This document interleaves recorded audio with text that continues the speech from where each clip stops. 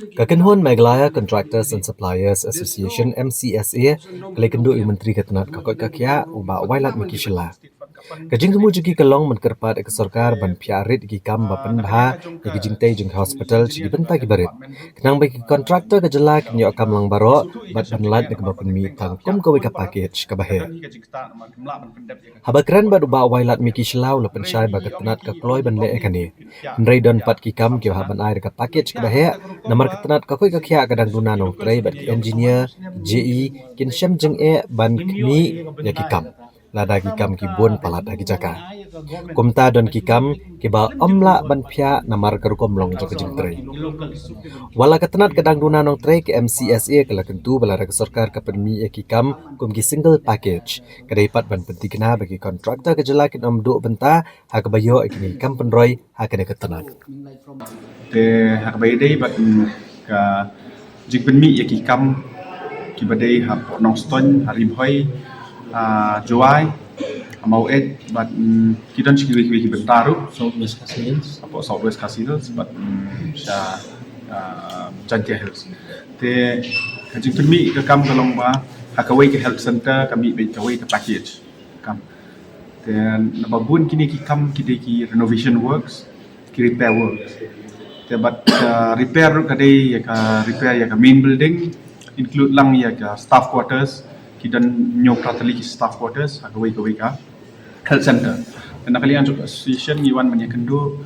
ba nang ba kum kini ki kam ki bala pan pia ni iwan banong i kam tam agawai de ba ni po health department health engineering wing anong ki babun ki kam ki ki ba yo sanction under the state plan te ki ba sub ban pia ni ki kam ni suwan ban kerpat i ba nakalian kajong i in pia ni ki kam nang bagi local contractor kini akan yasimen tanah kini ke platform ban participate kini kita das ila ong ba kabaningkong kadai kajing duna ki technical staff namar WUJE upen ya Borokoi district de kata ka ba penlong ya ka ba nakalian kajong i nakalian ke department ki pen kre baik ka ka package ka ka health center Nrei ni ngilai keren ni yang ba sisen bakal kita ada pihak pen bahan amar ba dapat bandu ke interest ke jong ki local ke jong ni ba sisen ba ki penmi ini ki project long na kalian ke jong ki om kinsa pen ba you kanu berpam ban le ban boni ki staff nang bakan sok pen na ki project ki ban mi nani syakmat ngala ban pihak iki kata kebeta bagi ni yo betala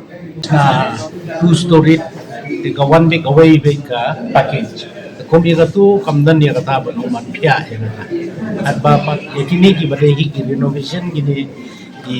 renovation nang ta ki badai pa kita iba bondli ikam hagaju kata ka renovation atu matharai lada iai la chikai lada ka dei arkro tam lai kru ni tila man benta ya katu hakalai la ni ka sau benta ka kanang mamun nginyo ya kata ka ini ka platform na ningin long eligible mo mangin la manya participate kan kumi kata ka bala kon siya ka ini siya ka siguro tam i marladangi dani ya ka eligibility ka ba sugay no san paulak ngila mun man ya participate ng benta pa kata ka may inapya kan kata benta. There was a contract association, especially with health. They have come and requested me that the work to be split in a smaller in a smaller group. So, I mean, like from our end, also I've informed them that it is like from there are certain kind of work where we cannot split. And no doubt, from wherever we can split it into a smaller way, so we'll do it. But there are certain work where we cannot do that. So they also agreed to that. And moreover, I have, and as you know that health is just recently we have like the engineering wing. Right now we are like we don't have the manpower like what PWB or any other engineering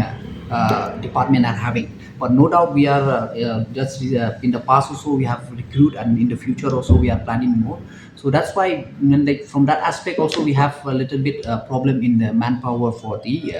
to monitor the work. So that's why, like most of the time you will see that most of the work is like in a single package, because it will be, if we split a smaller way in a smaller group, it will be difficult for the